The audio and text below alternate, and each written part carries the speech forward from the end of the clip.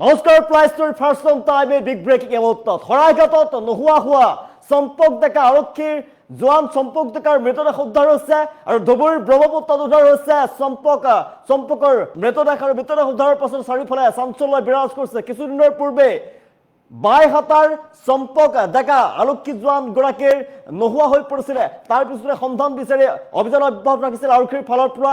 পৰিয়ালক বিচাৰ কুচাৰ কৰা হৈছিল, কিন্তু বৰ্তমানেও উদ্ধাৰ হোৱা নাছিলে। আজিৰ ভাগত শৰাইঘাটত সন্ধানহীন হোৱা আৰক্ষী জোৱান চম্পক ডেকাৰ সন্ধান লাভ কৰিছে আজিৰ দিনটোত আৰু চম্পক ডেকাৰ মৃতদেহ উদ্ধাৰ হৈছে ব্ৰহ্মপুত্ৰত। ধুবুৰী ব্ৰহ্মপুত্ৰত উদ্ধাৰ কৰা হৈছে আৰক্ষী জোৱান চম্পক ডেকাৰ নশ্বৰ দেহ আৰু তাৰ পিছত তীব্ৰ চাঞ্চল্য বিৰাজ কৰিছে।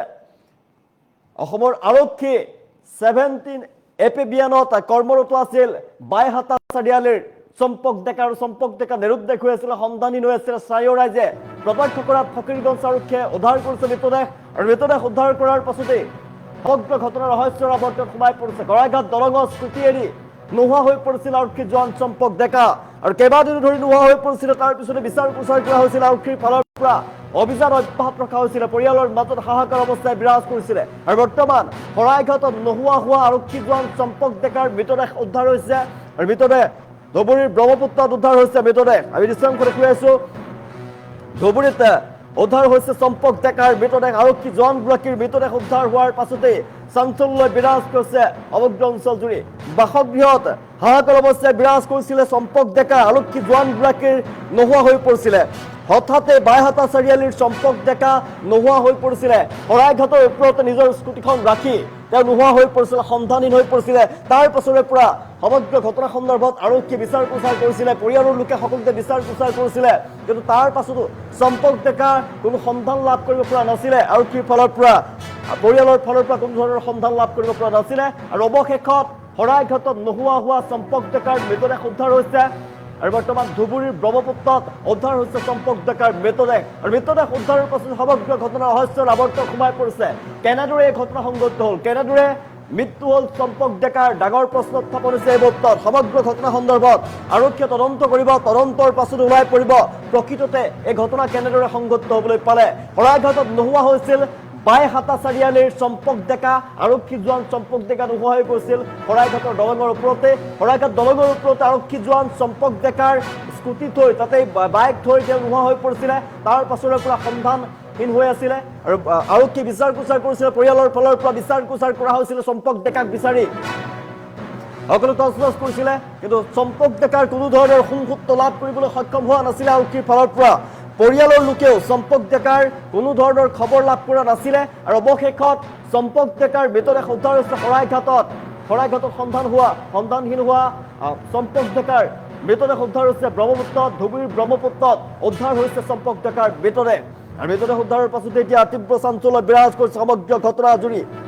তীব্ৰ চাঞ্চল্য, আৰক্ষীৰ তদন্তৰ পাছত ওলাই পৰিব সমগ্ৰ ঘটনাৰ প্ৰকৃত ৰহস্য কি, আচলতে কেনেদৰে চম্পক ডেকাৰ এই ঘটনা সংঘটিত হ'বলৈ পালে, আৰক্ষী জোৱানগৰাকী কেনেদৰে মৃত্যু হ'ল, সমগ্ৰ ঘটনাৰ ৰহস্যৰ আৱৰ্তত সোমাই পৰিছে। বৰ্তমান আৰক্ষীৰ ফালৰ পৰা তদন্ত অব্যাহত আছে। আৰক্ষীৰ তদন্তৰ পাছতে সমগ্ৰ ঘটনাৰ ৰহস্য ওলাই পৰিব, কেনেদৰে আৰক্ষী জোৱান চম্পক ডেকাৰ মৃত্যু হৈছে। বৰ্তমান ধুবুৰীৰ ব্ৰহ্মপুত্ৰত সন্ধান লাভ কৰিছে আৰক্ষী জোৱান চম্পক ডেকাৰ। শৰাইঘাটত নোহোৱা হোৱা আৰক্ষী জোৱান চম্পক ডেকাৰ সন্ধান লাভ কৰিছে ধুবুৰীৰ ব্ৰহ্মপুত্ৰত। বৰ্তমান চম্পক ডেকাৰ আৰক্ষী জোৱানগৰাকীৰ মৃতদেহ উদ্ধাৰ হৈছে ধুবুৰীত আৰু তাৰ পাছতেই এটা তীব্ৰ চাঞ্চল্য বিৰাজ কৰিছে। এই ঘটনা কেনেদৰে সংঘটিত হ'ল, কোনোৱে হত্যা কৰিছে নেকি চম্পক ডেকাক, নে নিজেই এই ঘটনা সংঘটিত কৰিলে চম্পক ডেকাই, সমগ্ৰ ঘটনাৰ ৰহস্যৰ আৱৰ্তত সোমাই পৰিছে। পৰিয়ালৰ ফালৰ পৰা সমগ্ৰ ঘটনাৰ উচিত তদন্ত বিচাৰিছে, কেনেদৰে চম্পক ডেকাৰ এই ঘটনা সংঘটিত হ'বলৈ পালে। চম্পক ডেকাৰ সৈতে তেওঁৰ সহযোগীসকলে বিচাৰিছে, তেওঁৰ সহকৰ্মীসকলে সমগ্ৰ ঘটনাৰ তদন্ত বিচাৰিছে আৰু তেওঁ পৰিয়ালৰ ফালৰ পৰা ঘটনা সমগ্ৰ ৰহস্যৰ আৱৰ্তত যিহেতু সোমাই পৰিছে, সমগ্ৰ ঘটনাৰ তদন্ত কৰিবৰ বাবে আৰক্ষীক অনুৰোধ জনাইছে। আৰক্ষীয়ে তদন্ত কৰিব, আৰক্ষীৰ তদন্তৰ পাছত ওলাই পৰিব প্ৰকৃততে হৈছিল কি চম্পক ডেকাৰ সৈতে। সমগ্ৰ ঘটনাৰ ৰহস্যৰ আৱৰ্তত সোমাই পৰিছে। বৰ্তমান শৰাইঘাটত নোহোৱা হোৱা আৰক্ষী জোৱান চম্পক ডেকাৰ মৃতদেহ উদ্ধাৰ হৈছে ধুবুৰীৰ ব্ৰহ্মপুত্ৰত। ধুবুৰীৰ ব্ৰহ্মপুত্ৰত চম্পক ডেকাৰ মৃতদেহ উদ্ধাৰৰ পাছতেই তীব্ৰ চাঞ্চল্য বিৰাজ কৰিছে।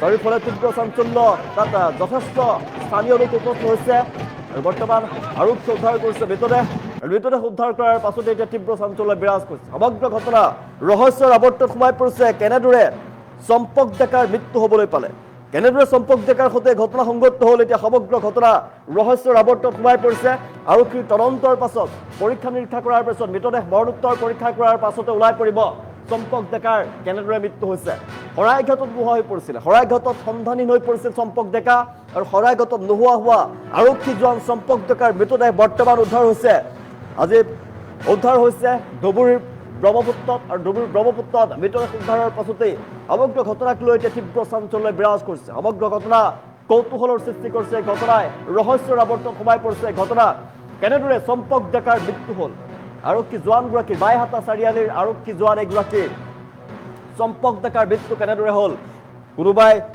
এই ঘটনা সংঘটিত কৰিছে তেওঁৰ সৈতে ভয়ংকৰ কামটো সংঘটিত কৰিলে নেকি নে তেওঁ নিজেই এনেদৰে কামটো 1:30-2টা বজাত ইয়াতে এটা বানপানী দি এটা মৃতদেহ ভাহি আহিছে আহি পেলাই আমাৰ চান্দিপাৰাত আটকি গৈছে আটকাৰ পিছত মই থানাত মোৰ ফকিৰগঞ্জ থানাত ইনফৰ্ম কৰিলোঁ তাৰ থানাৰ পৰা আপোনাৰ আৰক্ষী মানুহ আহি পেলাই উঠাই পেলাই তাৰ পিন্ধন কাপোৰৰ পৰা এটা পাৰ্চ ওলালে তেওঁ জেবৰ পৰা কি ওলালে পাৰ্চ এটা ওলালে পাৰ্চত তাৰ ডকুমেণ্টছ কিবা আছিলে ডকুমেণ্টছত জনা পোৱা গৈছে যে সি এটা আৰক্ষীৰ মানুহ আমি জানিব পাৰিলোঁ যে তাৰ ডকুমেণ্টছৰ পৰা সেই এটা আৰক্ষীৰ মানুহ কিন্তু ভেটলেণ্ডত কাম কৰি থাকে নামটো জানিব পাৰিছেনে কি নাম নাম